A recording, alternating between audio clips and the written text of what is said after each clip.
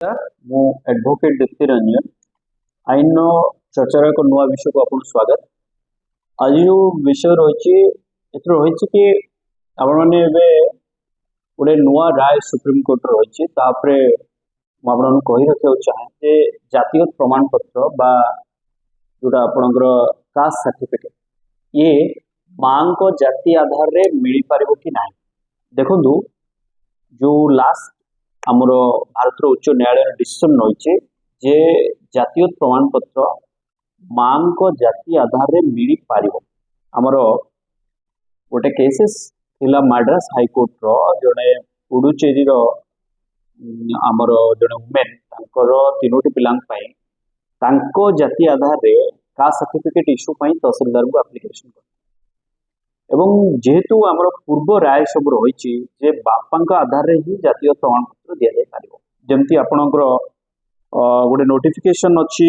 presidential notification जोटा मार्च 5, 1964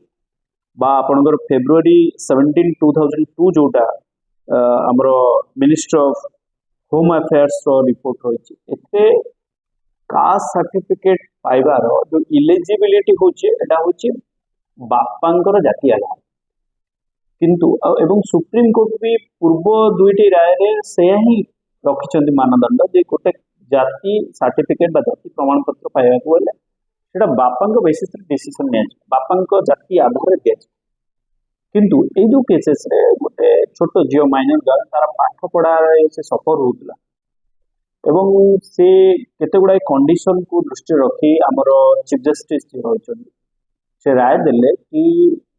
एवं प्रश्न भी उठेले जे मां को आधार रे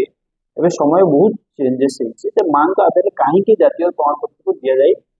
न जीव एवं एथिरे मध्ये अलाउ करछन्ति जे जेहेतु झियोटी सफर होची पाठ पढ़ारे एवं सिचुएशन कोन ना बापा मैरिज कला परे मां को जो हाउस घरे रहिछन पिला माने भी सही कम्युनिटी रे बढ़िछन तो सुप्रीम कोर्ट ए गुडा केतेटा जिंस को कंसिडरेशन को नहीं जदि पिलाटी मैरिज परे मां को कम्युनिटी जोटा जाति मां को जाति कम्युनिटी रे बढ़ी एवं अलगा जो बाहर रो लोक जो मान तांको मध्ये सही कम्युनिटी रो मेंबर बोली भाबुथियो पिलाटी एवं बापांकर जदि कोनोसी एडवांटेजेस पोजीशन थियो तार कोनोसी एडवांटेजेस पिलाटी पाई नथिवो एवं से पिलाटी सफर होतो माने डेप्रिवेशन जोटा आपनकर अवहेलित होतबो ताहले ताकू मां को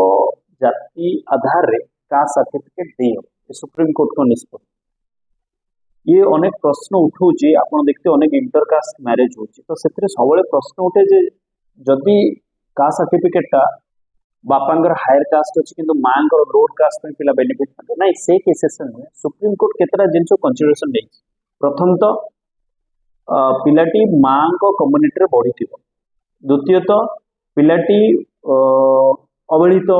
जो मां को जाति ये रे अवहेलित बोली भी अनुभव करथुबो एवं प्रत्येक क्षेत्र रे अवहेलित होतबो एवं मां बापांगर कोनोसी एडवांटेजेस पोजीशन से नै नथिबो पाई नथिबो ए केसेस रे सुप्रीम कोर्ट को निष्पत्ति जे पिलाटी को पिलार भल पाई शिक्षा क्षेत्र सब क्षेत्र रे जातीय प्रमाण पत्र इश्यू करियो ता मां को जाति आधार तो एबे प्रश्न अनेक जे